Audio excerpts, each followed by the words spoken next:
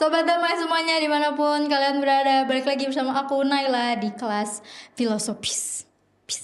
Makanya tadi aku gini dari awal teman-teman. Oh ya, selamat pagi, siang, sore, malam buat sobat damai dimanapun kalian berada. Assalamualaikum warahmatullahi wabarakatuh. Om Swastiastu, Namo Buddhaya, salam kebajikan, Sampurasun. Mana rampesnya teman-teman? Rampes. Ulang lagi, ulang. Sampurasun. Rampes. Nah, gitu. Oke, jadi teman-teman semuanya di kelas podcast filosofis ini kami semuanya di sini mengundang salah satu dosen dari kampus Maranatha, Betul. yaitu Kak Jessica. Halo semua, nama saya Jessica Nangoy. Kenapa saya bisa ada di sini? Of course ya, karena ini boleh nyebut S2 di mana kan? Boleh. Boleh ya, karena of course S2-nya di Magister Filsafat Unpar ya guys. Yo, terima kasih buat Unpar. Ya, dan sekarang ya setelah lulus waktu itu singkat cerita langsung direkrut dan menjadi dosen di Sastra Jepang Maranatha ya. Yes. Mungkin kalau misalnya ada yang bingung kenapa S2 Filsafat padahal ngajarnya Sastra Jepang. Ceritanya panjang, tapi singkat cerita S1 saya juga sastra Jepang begitu. Tapi nanti kita kenalan lebih panjang lagi sama Kak Jessica teman-teman. Tapi kali ini kita akan ngebahas salah satu topik dari tesisnya Kak Jessica waktu itu ya, yaitu soal apa sih Kak? Iya kan, dilemparin ke saya iya, teman-teman. Iya betul kan tesisnya Kakak. Oke, jadi kalau dari tesisnya sendiri sih memang pakai nihilismenya, mungkin kalian semua tahu ya, apalagi yang suka filsafat mungkin tahu Friedrich Nietzsche dan nihilismenya gitu. Nah, kenapa hari ini saya ingin membawakan itu karena banyak bahasan, banyak orang yang bilang bahwa yang ngerti nihilisme Nietzsche itu setengah-setengah. Dan kalau kita kayak cari di Google gitu ya, dan kebetulan ini saya tulis juga dulu waktu itu di tesis, kalau kita cari di Google tuh orang fokusnya ke ya nihilisme itu paham yang memandang segala sesuatu tidak berarti. Mengerikan sekali gitu. Makanya banyak yang mengaitkan dengan depresi gitu. Iya. Ya sebenarnya tidak seperti itu guys, begitu. Tapi mungkin kalau diambil dari kata depannya nihil, yang aku tangkap itu kan nihil kayak nggak ada, tidak ada, betul. Ya, gitu kan. Itu kalau maksudnya kayak diaplikasikan ke diri manusia tuh rasa yang kayak gimana sih? Mungkin ya gimana ya, anak-anak zaman sekarang tuh ya saya sudah tidak semudah itu ya teman-teman. Anak muda zaman sekarang itu kan banyak yang galau gitu ya, apalagi menuju kepala dua, menuju quarter life crisis apalagi tuh ya. Makanya sering terjadilah krisis identitas, krisis diri, kayak aduh gue tuh mau ngapain sih di hidup ini, kayak gue bisa nggak ya kebahagiaan orang tua, itu sering banget gitu. Nah, ya sebenarnya hal itulah yang mungkin bisa dipertanyakan lagi gitu. Karena jadi dulu yang Nietzsche kritik di zaman dia hidup itu di tahun 1800 sekian, itu sebenarnya agama Protestan. Ya karena ya zaman dulu kan lagi hype banget tuh ya agama Protestan di Eropa. Nah, pada saat itu tuh Nietzsche melihat bahwa orang-orang kok cara mereka beragamanya, cara mereka menaati Tuhan kok toksik ya. Gitu. Dan di situ Nietzsche nggak suka, dia ngerasa harusnya nggak gini dong, gitu. Nah disitulah dia tuh mau bilang bahwa orang Kristen itu kan melihat bahwa imannya kayak Tuhan Yesus itu sesuatu yang paling penting, itu nilai tertinggi gitu. Sedangkan pada saat itu Nietzsche ngelihat kok orang-orang mau sih kayak di kehidupan mereka menderita gitu, kayak segala udah nggak apa-apa, itu semua demi nanti bisa masuk surga kayak gitu. Dan menurut Nietzsche itu nggak baik ya, masa hidup lu dibiarkan begitu aja sih, hanya demi sesuatu yang belum tentu emang bisa masuk surga gitu. Menurut dia kayak gitu. Nah makanya dia bilang bahwa nggak bisa, kita tuh harus bisa melihat si nilai tertinggi, dia bilang nilai tertinggi kebenaran yang sebelumnya dipercaya itu, coba deh anggap bahwa itu tuh salah. Makanya nilai yang tadinya kita pegang itu menjadi nihil. Gitu. Kayak kebayang gak sih tadinya anak sekolah nih yang selalu nilainya 100. Terus pada suatu kali nilainya 90, terus dia nangis, terus dia stres. Nah, mungkin di situ kan dia kan mulai bertanya lagi gitu kayak emang harus banget ya gue nilainya 100. Nah itu Oh. sebenarnya sih simpel itu. Jadi kita nggak usah ngomongin Tuhan, kita nggak usah ngomongin tujuan hidup, soal masuk surga atau apa. Ini mah dari sesuatu yang kecil gitu. Gitu. Kamu genuine banget, amazement-nya saya suka. Enggak. Soalnya maksudnya kayak apa ya? Benar tadi Kak Jessica bilang soal depresi. Si nihil ini membuat depresi. Soalnya kayaknya kata nihil tuh sesuatu yang sangat apa ya? Sesuatu yang sangat besar, sesuatu yang sangat kuat gitu. Jadi kayak nol, nggak ada. Iya. Ya itu, jadi bayangin kalau tadinya misalnya anak muda sekarang tujuan hidupnya apa sih? Pengen nikah. Kalau nikah kita bahagia. Tapi dia nggak punya pacar sampai sekarang. Terus stres lah dia, ditanyain sama orang tuanya, ditanyain sama keluarganya, ditanyain sama tetangganya. Wah stres kan, makin stres tuh kayak ya Tuhan gimana ini gue nggak dapat pacar gitu. Nah itu kan kayaknya yang audio di sini senyum-senyum teman-teman.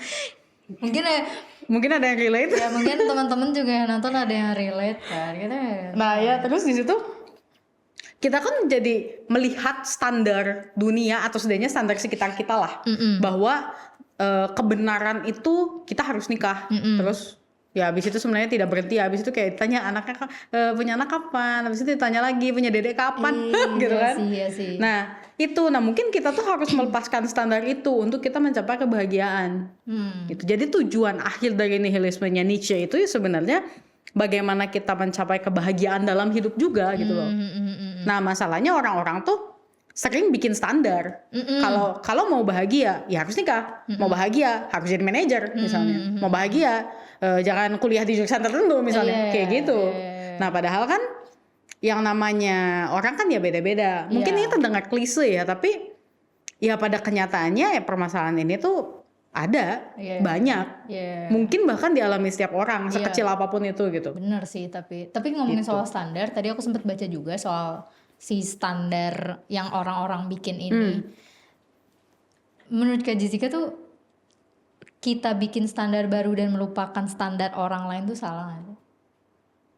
Enggak, justru betul. Sebetulnya tapi mungkin jadi lebih kayak ke standarnya bukan untuk diri sendiri tapi untuk orang lain.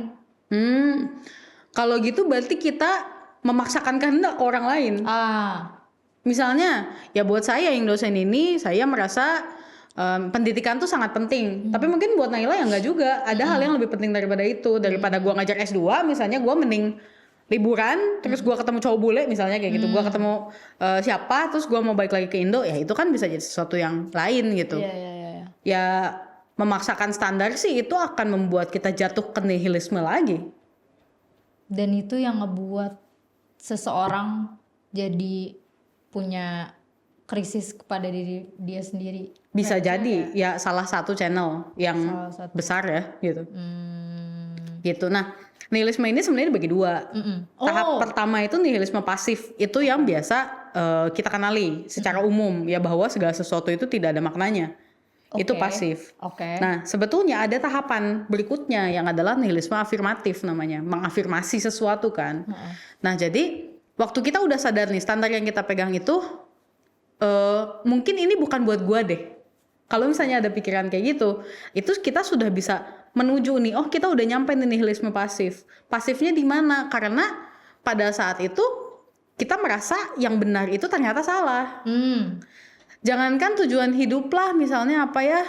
Misalnya kita suka banget makan pedas, ternyata kita baru tahu makanan pedas yang kita suka banget ini ternyata tidak halal misalnya untuk yang muslim. Itu kan jadi gimana nih langsung gitu kan. Nah di situ tuh kita harus berani mikir gitu kayak, oh ternyata si makan makanan A ini tidak oke. Nah itu tuh dimana kita menempatkan satu kebenaran sebagai tadinya sesuatu yang kita anggap benar, oh bisa jadi dia salah. Gitu, itu Nietzsche bilangnya ada will to illusion. Illusion. Nah itu nanti tahap berikutnya di mana oh mungkin kita bisa mencari kebenaran yang lain nih, kita taruh sebagai kebenaran kita. Jadi kita tuh berilusi dulu, ngawang dulu, kira-kira benar gak ya ini tuh gitu. Kalau ternyata it still feels wrong gitu, tinggalkan lagi, cari yang baru lagi. gitu. Karena pada dasarnya tidak ada sesuatu yang mutlak benar, gitu. Kebenaran mutlak tuh harusnya tidak ada, gitu. Itu yang pasif tadi. Ya. Nah, di saat kita sudah mau mulai mencari nilai baru, itu kita sebetulnya sudah masuk ke yang afirmatif. Walaupun ya sebenarnya mungkin langkah-langkahnya tidak sesimpel ini ya, gitu. Itu begitu kita masuk ke pasif itu pasti wah mungkin stres berbulan-bulan, bertahun-tahun gitu sampai akhirnya nemu pencerahan gitu lah. Begitu. Tapi itu si nihilisme ini pasif maupun yang afirmatif itu bisa terjadi ketika manusia ngapain sih? Maksudnya kayak mungkin apapun ya. Apapun sih. Nietzsche juga bilang bahwa di dalam diri setiap orang tuh ada yang namanya abyss, jurang. Nah, saya melihat bahwa yang disebut Nietzsche jurang ini tuh sebenarnya spiritualitas yang personal. Jadi kalau kita terus-menerus ngikutin standar, kalau kita terus-menerus kayak ngikutin maunya orang, kita tuh nggak akan pernah bisa nanya sama diri sendiri, gua tuh maunya apa, gitu. Nah, si jurang itu nggak pernah diakses, dia akan terkubur, gitu. Nah, itu yang jadi masalah dan menurut saya itu yang menyebabkan banyak krisis identitas dan krisis diri, gitu. Misalnya orang yang aduh ini sering terjadi ya sebenarnya di dunia ini, orang pengen jadi seniman tapi sama orang tuanya suruh kuliah dokter. Suruh kuliah ekonomi, ya dia nggak suka, stres lah kuliahnya, terus pas nilainya jelek disalah-salahin juga gitu, ya jurangnya dia tidak berkata dia mau belajar itu gitu, sesimpel itu sih sebenarnya. Jadi it can be anything sebetulnya.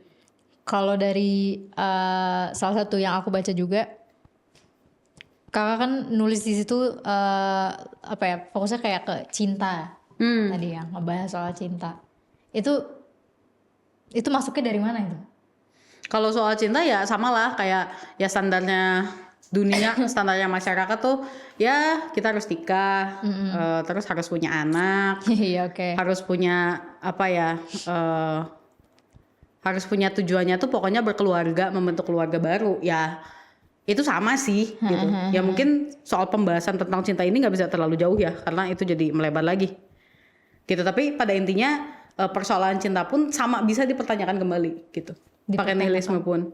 Dipertanyakan kembali pakai nihilisme. Betul. Jadi misalnya ya kamu sendiri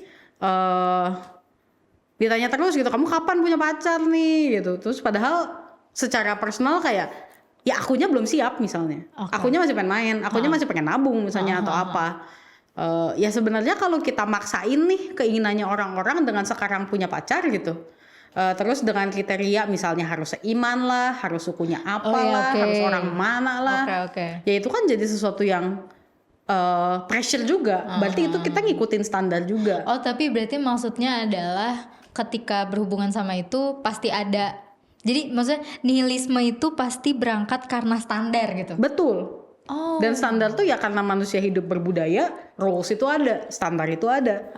Sudah pasti di masyarakat manapun ada standarnya gitu. Tapi berarti nggak bisa terjadi kayak tiba-tiba. Kayak maksudnya tanpa ada maksudnya hal yang di belakang kita gitu. Kayak si standar ini mungkin, si nihilisme ini terjadi. Mungkin nggak itu? Kalau tidak ada standar berarti kita apa yang mau kita lawan dong, nggak ada. Kan awalnya Nietzsche bikin ini juga karena dia merasa ada yang salah dengan kekristenan pada masa itu. Iya. Ya mungkin Nietzsche juga nggak akan mikir ke sini kalau misalnya tidak ada yang tidak masalah dengan society Jerman pada tahun itu gitu. Tapi menurut Kak Jessica, manusia tuh bakal jadi apa ya? Bakal jadi abu-abu gitu nggak sih kalau misalnya dia nggak punya standar atau kayak nggak punya prinsip sendiri? Betul. Nah masalahnya menurut saya pribadi, kalau orang ngikut standar hitam putih, entah dia ada sisi putih, entah dia ada di sisi hitam, yaitu dia akan jatuh ke nihilisme. Misalnya, kita mau jadi orang jahat sejahat mungkin, tapi habis itu kita ngasih makan kucing yang lewat, tetap ada putihnya kan? Iya. Atau misalnya tadi saya beli cireng itu seberang, beli cireng terus nggak tak kemudian, oh ya nggak apa-apa buat ibu aja. Berarti tetap ada putihnya. Di luar maksud dia melakukan itu untuk apa? Gitu. Di luar ya nggak apa-apa iseng aja. Tapi kan itu sesuatu yang baik. Gitu. Sedangkan di sisi sebaliknya, untuk menjadi benar-benar putih juga tidak mungkin. Misalnya menyumbang itu kegiatan yang baik dong. Menyumbang ya untuk bencana misalnya, atau ya ke panti asuhan atau gimana, itu kan hal yang baik. Tapi kita tidak akan pernah tahu apa motivasi orang menyumbang. Bisa aja sebenarnya dia tuh pengen dilihat orang. Dan ya sebenarnya manusiawi juga itu tuh gitu. Jadi di luar itu, di suatu tindakan yang benar-benar putih pun tetap ada hitamnya sedikit. Dan di hitam yang banyak pun pasti ada putih. Betul. Ya karena pada dasarnya manusia itu tidak mungkin pure putih ataupun pure hitam. Yes. Ya memang di tesis itu saya menulis bahwa ya manusia itu seharusnya adalah jutaan shade abu-abu gitu. Iya. Oh iya. Gitu. Misalnya abu-abunya kayak kerudungmu itu kan abu-abu. Ini bantal kita ini abu-abu. Betul. Gitu. Betul, Gitu. betul. Tapi tadi kalau balik lagi ngomongin cinta, aku kepikiran kalau ada standar soal cinta tapi dibentuk sama masyarakat, itu masih bisa dibilang cinta yang tulus gak? Itu tergantung. Kalau misalnya hal itu memang tepat di diri orang itu, berarti bisa jadi. Gitu. Ya misalnya dia memang secara sungguh-sungguh di hatinya standar keluarga, standar pacaran, standar menikah itu sesuai dengan apa yang masyarakatnya mau, dan dia benar-benar secara tulus bahagia, ya berarti itu tepat buat dia. Gitu. Tapi kan tidak semua orang seperti itu. Gitu. Iya sih. Dan bukan berarti orang yang tidak punya pasangan dan menikah pun bukan berarti dia tidak punya cinta. Iya. Apalagi anak-anak muda zaman sekarang tuh banyak yang gak mau nikah, banyak yang mau child free, gitu-gitu. Dan itu juga kan pasti ada pergunjingan lah di keluarganya gitu. Kecuali keluarganya open minded banget, itu ya dia beruntung ya, berarti ada di situ. Oh tapi ngomongin open minded, nihilisme berarti bukan bentuk open minded. Kenapa? Iya tau nggak? Contoh? Mungkin karena tadi kayak ngebahas soal ngikutin standar orang lain, dianya jadi kayak ngerasa kosong, nihil dan segala macem lalanya. Ya mereka jadi kayak nggak open minded karena jadinya ngikutin orang dan dianya mati gitu. Oh mati iya, sendiri. iya. Tapi tergantung nih open mindednya soal apa nih? Apakah soal bagaimana dia memandang kehidupannya? Jadinya iya. Hah gimana? Open mindednya soal dia menerima pendapat orang lain, atau soal bagaimana dia mendefinisikan dirinya? Mungkin Bisa jadi kalau gitu. bisa jadi. Bisa jadi. Gitu. Tapi itu berat sih.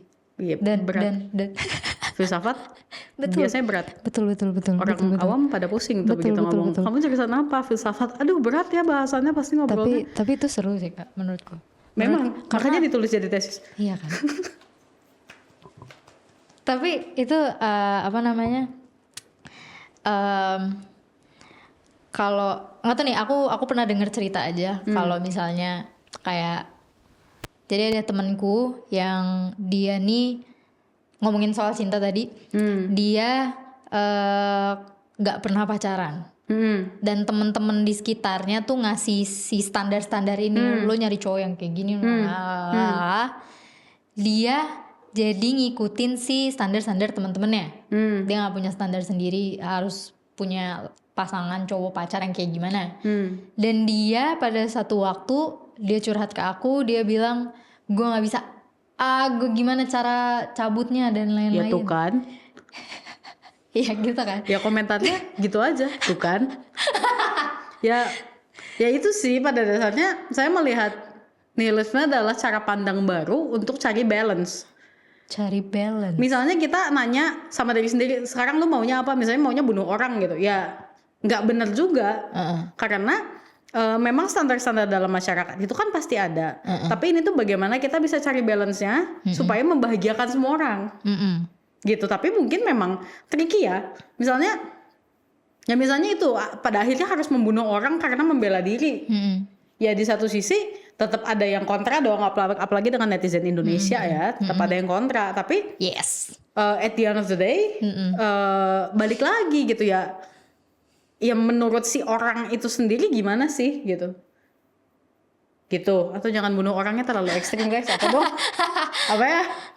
Misalnya investasi. Investasi mungkin kan kalau zaman sekarang anak muda uang nggak terlalu banyak juga udah ada bibit yang gitu-gitu kan. Tapi kan mungkin ada juga orang tuanya yang bilang kayak ngapain kayak gitu, udah nabung aja di deposito misalnya karena masih kolot. Iya. Saya pakai deposito teman-teman. Menurut saya bibit ribet soalnya. Tapi kan tidak berarti saya bisa menyalahkan kalian yang ingin mencoba investasi model baru. Ya betul. mungkin kebetulan saya outdated di soal itu, ya nggak apa-apa. Gitu loh. Kan kalian pakai bibit tidak mengganggu saya tetap pakai depo tidak mengganggu kalian. Ya it's fine gitu. Iya. Nah, tapi kadang-kadang orang tuh suka salah mengartikan toleransi yang cuek. Ada toleransi yang ya udah asal gua nggak ganggu lu nggak ganggu gua, beres kan? Tapi tidak ada care di situ. Dan ini tuh pernah saya bahas juga, memang bukan di tesis sih, tapi pada intinya arti kata toleransi dalam bahasa Indonesia itu hanya membiarkan pihak lain eksis. Sedangkan definisi kata tolerance dalam bahasa Inggris itu ada understandingnya.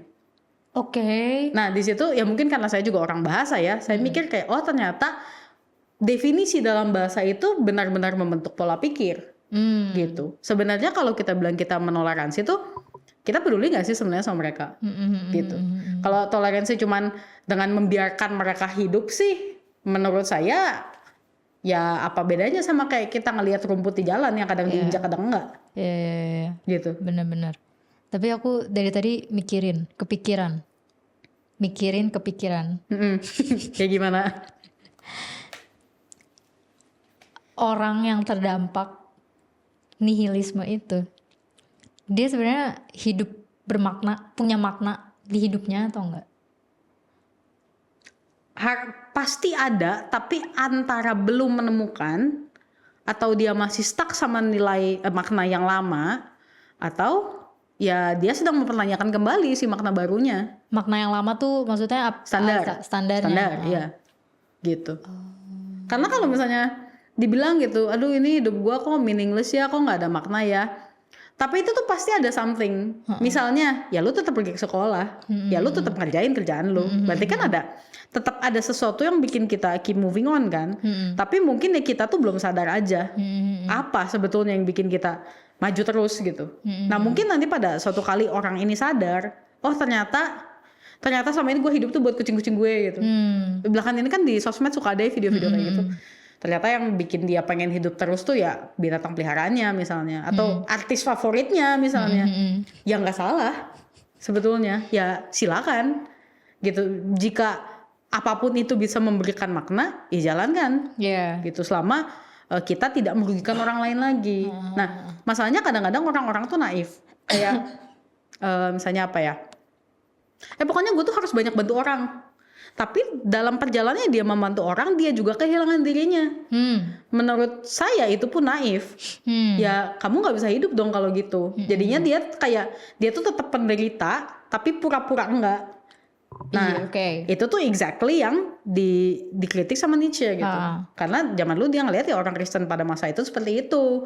Ya banyak menyumbang, banyak memberi ke gereja, menolong orang miskin, tapi dianya sebenarnya tuh apakah betul-betul happy di hatinya nggak tahu. Jadi kayak gitu. Kayak apa ya? Jadi kayak kejebak di situ. Padahal betul.